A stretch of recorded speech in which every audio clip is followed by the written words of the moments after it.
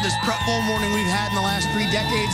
But for the first time in more than 3 decades, it's the first morning that it matters. We are back outside for the Prep Bowl this year.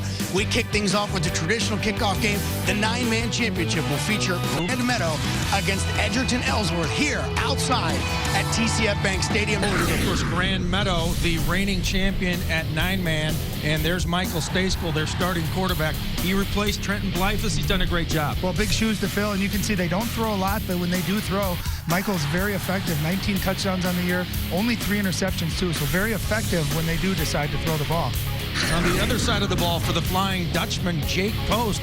Interesting story. He did not begin the season as a starter. He was more of a running back, and they had a sophomore quarterback, Bailey Fye, who tore his ACL midway through the year. Jake Post, a phenomenal athlete, came in, took over the quarterback duties, and he's also been very effective. 11 touchdowns on the year, 826 yards. Again, they want to run the football, but they can throw it, Eric. Trying to repeat as champions, their head coach, Gary Sloan. He's done a fabulous job, Ryan. Oh, he certainly has. And there's a reason, Eric, that a lot of these same teams are here at this time of year. Granted, it's the players that are making the plays, but Gary Sloan has built this program where they expect to be here every year. He has set the bar in the clouds, sky high. Andrew Fleischman is the other coach for Edgerton-Ellsworth, 13th year. He's 116-28. Played at Concordia St. Paul back in the day. Well, and no slouch either. I mean, look at that, 113 wins in 13 years. You know, they're back trying to go for their second state championship. So both coaches really do a heck of a job. Similar philosophies, too. And we're underway, and we've kicked it off as Prep Bowl 33 has begun here at a frozen TCF Bank Stadium. And Grand Meadow on the return. Superlarks in the white jerseys, purple pants, purple numbers. Stacekel to the air. That's Cody Ojulu. First down inside the 40, pushed out of bounds at about the 39. Tate Post on the coverage. Getting to Bain in the backfield. That's going to be a key to watch this game. Handoff, Jacobson and Landon Jacobson. Look at the strength. As the legs are churning, he picks up the first down and more to the 27. And he put up 3.7. He's a very strong kid. He's a freakish athlete. Here's Stacekel, gonna keep it to the 20, to the 15, knocked out of bounds at the 10. On the tackle, Tate Post, but Stacekel gets first down yardage. 4-down territory within the 1-yard line. First and goal, Jacobson. Touchdown, Grand Meadow. Landon Jacobson has career touchdown number 90, his 27th of the season, and the Superlarks are on the board. And to do it on Edgerton-Ellsworth, who only gave up 18 first-quarter points all year long. Wyatt Richardson adds one more to the board. This is our time. We got to get a stop, get the ball back, just get something positive happening for our team. Mason Slice with the punt. Jacobson fields it on the run across the 35 to the 30 to the 20, spun down around the 18-yard line. There's that man again, Landon Jacobson. For Landon Jacobson. Out of the eye. Jacobson again gets the carry. Jacobson to the 5, to the pylon, touchdown. Landon Jacobson and Grand Meadow with another touchdown, and that's now 91 on the touchdown meter for Jacobson, and this season up to 28, 2 today, Ryan. Well, and you can see Christopher Bain with that lead block, but then just great footwork by Landon Jacobson. He's a power running back, but watch this little stutter step and a great effort as he dives over the pylon. What a great effort. What a great start for the defending 9-man champions. Wow, and you talk about a nose for the end zone and the goal line with the lunge to the pylon. Getting that score as Wyatt Richardson comes in for the extra point. It is good. So Grand Meadow, after a 2-play, 17-yard drive that took just 36 seconds. Jacobson, a 13-yard touchdown run. As you look at it one more time, the dive and the score. Grand Meadow up by 14. Prep Bowl 33. And just trust that what you do, you're going to keep doing it and finish it off. Well, that's certainly not what they want to do there. The fumble off the pitch and buried is Trevor Van Dyke. They try to reverse there. This defense for Grand Meadow is just too quick and too good. 2nd and 17. To the air is Post, and it's incomplete. He wanted Trevor Van Dyke on the post pattern. Now there's a late flag. Ojulu bumped into post after the incompletion. That might be what that's all about. But technically, it's 2nd and 2 after the penalty. And they'll try to counter. And that'll be the first down on the carry. Trevor Van Dyke. And they're going to have to use some of that counter look stuff, confusion, to keep the hard-charging Superlark defense off balance. Well, you can see it's a misdirection play. They're going out to the right, and it's Van Dyke coming back to the left. And that was one of the things Gary Sloan was really worried about. That's an easy call for referees to make. First down and 10 at the 34. Jacobson barreling up the middle for 6 yards. There's Gary Sloan. Splitbacks now behind Stayskull. Play action, gonna roll right, dump it off. Ojulu across midfield, run out of bounds at the 46 of Edgerton-Ellsworth. Jonathan Beekman is the guy who pushed him past that yellow out-of-bounds line. Yeah, and you can see they use the run to set up this play action. Again, the defense collapses. Cody Ojulu, their tight end, he blocks down, so the defense think it's a run. I don't think there's any doubt. You have to know where Jacobson is at all times. This is Stayskull on 3rd down, and Stayskull going to be far short of the first down, but another flag flies after the tackle as he got it down inside the 40. Personal foul, late hit out of bounds, 15 yards, first down. It's the 2nd time, Eric, on this drive we've had 3rd and potentially long. And those are the kind of mistakes that you just can't have against a very good team. Now, it didn't look like a whole lot, but he's down, and they call things so tightly now, yeah. Ryan. I mean, look at that. Almost 3-1 in favor of Grand Meadow. Total yards 120-7. So just a domination so far by this offense of Grand Meadow. It's showing why they're defending and still undefeated this year, state champions. That can hit you, so you can't just prepare for Landon Jacobson. Jacobson trying to bounce outside, and look at the balance of Landon Jacobson as he runs it down to the 5. Karash on the stop, but boy, he's the strongest player on the team and the fastest as well, Ryan. Yeah, and watch this. I mean, he makes the first guy miss. He dances outside, hops back inside.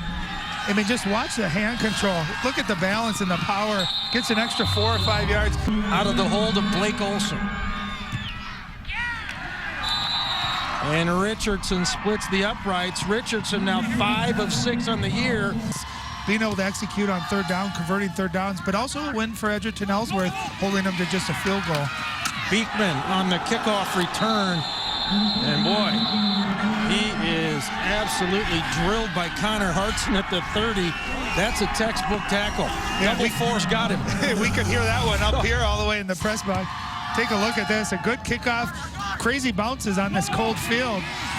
But take a look at that. I mean, just a perfect form tackle. You get low, you hit him right in the chest, up under the chin. That is how you get the blood rolling on a cold day, Eric. They've got a lot of time left to try to change things up on the board. Post with the bubble screen. And that catch made by Trevor Van Dyke. And Van Dyke gets it a couple of yards away from the first down stick. A big chunk of yards and could spark your offense. 1st and 25, and this one's going to be intercepted. Guess who? That's Landon Jacobson. Jacobson with a stiff arm across the 20 down to the 15. Landon Jacobson with the pick.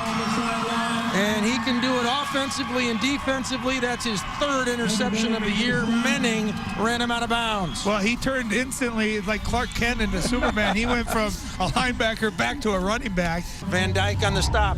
Well, and you can see right here, Jake Post puts a good throw on it, but he didn't see Landon Jacobson playing that passing lane again, getting that depth. And then look at the field vision and just the awareness to then make a play out of that. A lot of people just are happy with the interception. They go down. 34-yard try out of the hold of Olson. And the kick is good. 2nd field goal of the day for Wyatt Richardson. He's now 6 of 7 on the year. 1-2 combination. They just got to find a way to get Trevor Van Dyke in space. 3rd and 6. And how about that snag for the first down? The catch made by Mason Slice positive yardage, and that's the best throw of the day by Post, and you got to give a lot of credit to Slice. Yeah, a great throw, but an unbelievable catch by Mason Slice. Look at him diving down and then to contort his body back upwards. Really neat that the kid got hurt, but is still contributing to this prep bowl run. Yeah, the consummate team guy, and this is Van Dyke. Actually, check that. That's Tyler Karash. Personal foul, face mask, 15-yard penalty. First down. Well, and to add on to your point, Eric, watch the power here. Tyler Karash, he's got that ball in one hand. Look at him finish that run. That's what you love to see. A guy just lower his head and try to get those extra yards. Right now, you're trying to build on anything positive you can. If you're Edgerton-Ellsworth, you can see the face mask right there, too, by Michael Stayskull. Trying to figure out ways to get past his speedy defense is no easy task. 3rd and 9, Post to the air, and it's another interception. This time it's Blake Olson with the pick. Olson still on his feet, and he's down at the 23-yard line. Another flag flies. He was dropped by Blake Van Dyke. The only thing that could happen is a completion or it goes out of bounds. Stayskull to a wide open receiver. That's Christopher Bain up the sideline, and Bain run out of bounds at the 44-yard line.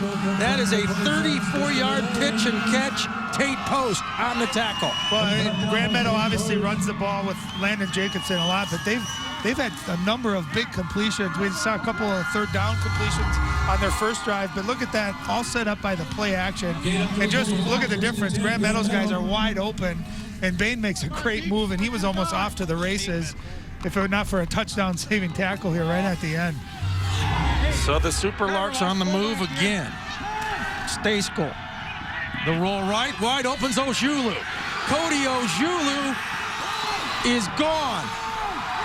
Touchdown, 56 yards on the hookup. Stayskull to Ojulu. His 6th touchdown catch of the season for Stayskull. That is 20 touchdown passes, and I think the nearest defender was in Bloomington. He was wide open. What made that play, Eric, you're going to see this. Cody Ojulu, he's got a number of these little out patterns. Watch him go out and then up. And that was a design play, and there's no safety help over the top. But when you've done that number of times in the flats, Cody Ojulu, all of a sudden he turns it up north, and an easy pass for Michael Stayskull to complete, and just a beautiful play call, too, by Gary Sloan. So if your cornerback gets beat on an out and up like that, it's off to the races for a touchdown. Wyatt Richardson tacks on one more. It has been Grand Meadow dominance so far today. It's pretty good, no doubt. Loss of 6, 2nd down. Post will air it out, and that's another interception. This time it's Michael Stayskull. So one quarterback picks off another, and Grand Meadow's got the ball back. Yeah, they're not satisfied being up 27. They don't quit. They're trying to get another score. They're hurrying here before the half. Stayskull with great protection, crossing route, and a catch. That's Blake Olson. There goes Olson across the 20. Olson is into the end zone. 57 yards on that pitch and catch, and it's another score for Grand Meadow. Can you believe that? The last 2 possessions have come all through the passing game. And what a great catch and throw, catch and run by Blake Olson. All these guys, they get the ball in their hands. They know how to make people miss. And what's even more amazing is down the field, after Blake catches this ball, watch the blocking. He's getting 30, 40 yards downfield. Great move to make a guy miss. And you can see number 26, Christopher Bain, down the field about 40 yards, making another block. Ultimate team game. And look at that start and stop right there. I mean, everyone on this team, when they get the ball in their hands, they know how to make guys miss. And it's a team game right there as Christopher Bain frees them up the extra 10 yards for the touchdown. We've also seen the flip side of that, them being very explosive and scoring quickly. And Wyatt Richardson this time a rare miss on the extra point. So the score will stay at 33-0. I think they'll be content being conservative. 2nd down. And this is Post, and Post runs into trouble right away. Connor Hartson. Well, I'll tell you what, that kid who wears the twin 4s in purple on that white jersey, he's been active today. Try some type of a trick play, a hook and ladder. As a defense, you just say, no one get behind you. We can't give up 7 points. Post with a home run heave, and he almost hit his cousin Tate Post who laid out but could not come up with the acrobatic grab, and that would have been just what the Flying Dutchman could have used, and you can see the frustration of Tate Post. He just missed it. Well, and he had to look at the space. No one around Tate Post, and Cody Ojulu underplayed that ball. If that could have gone easily for 6 points to end the half. You can see Cody Ojulu came up a little bit early, and Tate Post got a little turned around, and that ball was just a little more towards the center of the field. But that could have been a huge play. So Gary Sloan and the Superlarks will go into the locker room with a commanding 33-0 lead. It's been a lot of Landon Jacobson and some aerial attacks through the passing game. Prep Bowl 33 comes back after this. Getting some positive yards running outside. 2nd and 2, and the carry is going to be a first down and then some for Tyler Karash. And he's their big gun. He ran for 13:37 coming into this game. 3rd and 8 in the gun. Post. The roll right. There he is, wide open. The cousin, Tate Post. And this time, they do connect. Inside the 30 to the 28-yard line. And that'll be a good chunk of yardage there. And a first down as they move the chains. Yeah, great play call. You can see they rolled Jake Post, almost a sprint out to the right.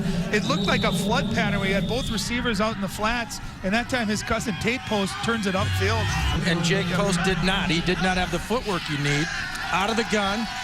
Post is intercepted for the 3rd time today. 4th time today. And Grand Meadow has it on the interception. I believe that's Christopher Bain. And the Grand Meadow Superlarks defense, boy, they are just almost impossible to penetrate. Great depth and drop from a linebacking position with an easy interception. On 2nd down, there's Landon Jacobson getting it very close to the first down. Gain of about 6. Jacobson ran for 78 in that first half. Tate Post on the stop. Has jumped off sides and then given Grand Meadow a free first down, and he just can't do that to this team. Jacobson with another pounding run for 7 more yards. Boy, he's just a beast. Well, and you can hear the hits from up here. And if he gets it, that'll be back-to-back Prep Bowl titles for the iconic coach for the Superlarks. Here's Jacobson bouncing outside, and Jacobson run out of bounds at the 23-yard line. So that's a gain of 12. He's over 100 yards on the ground now. Menning on the stop. He's just been so surgical in the backfield. And when he throws, it's usually for a big play. It's been a clinic, and here's Christopher Bain, and Bain keeps those legs churning, and he gets it right near the first down stick. 3rd and 8. Line of scrimmage, the 21. Stayskool wants to throw. Over the middle, Cody Ojulu, touchdown, Grand Meadow. And that's the 2nd TD grab of the game for Ojulu, and the 3rd touchdown pass of the day for Stayskool. Ojulu did a great job of getting himself open, but I thought Michael Stayskool and his footwork on this play was really what made that. Look at that, rolling out to his left, shuffles back to his right to avoid pressure. You got a wide open Cody Ojulu. All he has to do is get the ball to him, but just great elusiveness by Michael Stayskool, throwing off of his balance like that. Just a heck of a play. And again, Eric, they're doing it in the passing game here today. So effective. His 3rd touchdown pass, Ojulu's 2nd on the day. We'll try to make it 40 rip. And he does. So Grand Meadow, the Superlarks are cruising today. They have been super. In a lot of games this year, Grand Meadow's had their 2nd and 3rd string people in play halves of games. So they're used to playing, they're used to making plays and contributing. On 3rd and 6, Stayskool has the first down and then some.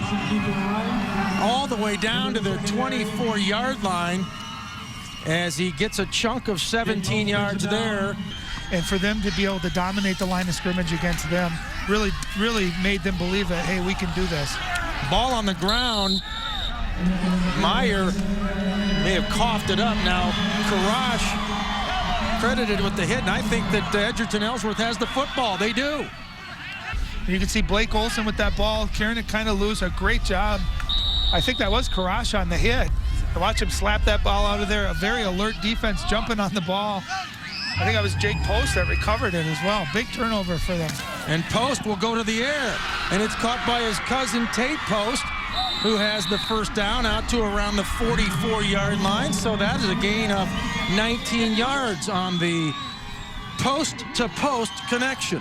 It'll stop for your timeouts or official timeout after scoring plays until the kickoff starts. And regular timing will come back if that point differential drops below 30 points.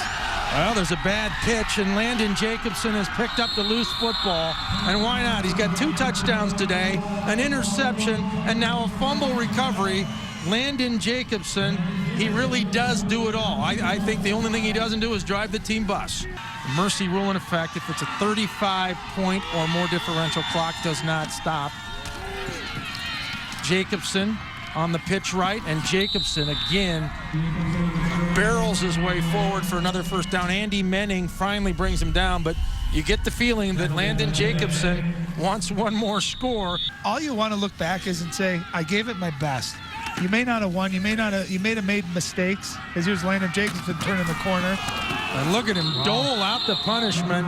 He runs angry, and he gets another first down, and they're going to be first and goal from, it looks like, the 7, as you see Landon Jacobson finally brought down by Menning, but boy, he delivers a blow. Well, look at the speed and the power. He gets a running start, running to the outside. How would you like to be number 4, Jonathan Beekman, knowing that you got about 190 pounds of just pure force and anger coming at you? Tuning in for this early kickoff as we've christened Prep Bowl 33, and Landon Jacobson is into the end zone one more time. 3rd touchdown today, 92 in his career, and not much more you can say about Landon except he is a monster. Well, and that run typifies what he is. You can see 2 or 3 guys had a shot at him. He breaks tackles, powers through that. I mean, just a phenomenal run. This really exemplifies what kind of runner he is. Look at that. There's 1 shot, missed tackle, another contact after that, unable to bring him down. He just doesn't quit, and you knew he wanted that. You could tell on that drive he wanted to get in the end zone one more time. And then they get the deuce as Christopher Bain tacks on 2 more. They go for 2, and they convert. And that is it. It's a repeat championship for Grand Meadow, as they are your 9-man champions for the 2nd straight season. Yeah, look at that stat. Their defense allowed 13 touchdowns in 14 games.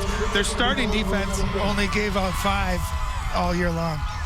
Well, when you talk about shutout wins in a 9-man state tournament, this is the biggest gap ever. Well, and there's the championship trophy, and they will hoist it in the air and begin the party. And there's a scrum around that thing. Everybody's got to touch it now. That feeling right there is what you play for. It's what you get up early in the summer and lift and run sprints and 2-a-days in the fall and all the travel, all the work and preparation. That feeling right there that Grand Meadow is feeling, to know that on this day and for another year, you were the best in the entire state of Minnesota. All the thousands of kids that play football, you guys were the best. No one could beat you. And that's something these kids, when they go on to careers and get into the business world, they can always go back to that. And it's a confidence builder, Eric, for the rest of your life. It's something I know I look back on just very fondly, and these kids should do that too. It's just really a wonderful, wonderful feeling. Been a lot of fun. Absolutely. Look forward to a lot more fun too, Eric. Yeah, happy birthday again to Ryan Iverson. Landon Jacobson with a monster day, 3 touchdowns. Also 3 touchdown passes for Stayskool. Cody Ojulu caught a pair, and that Grand Meadow defense pitches a shutout. 48 rip your final. Eric Nelson for Ryan Iverson, thanking everybody on board here at TCF Bank Stadium. Coming up next, there's your 2nd game of the day, Bold and Holding for. This is the Prep Bowl on Channel 45.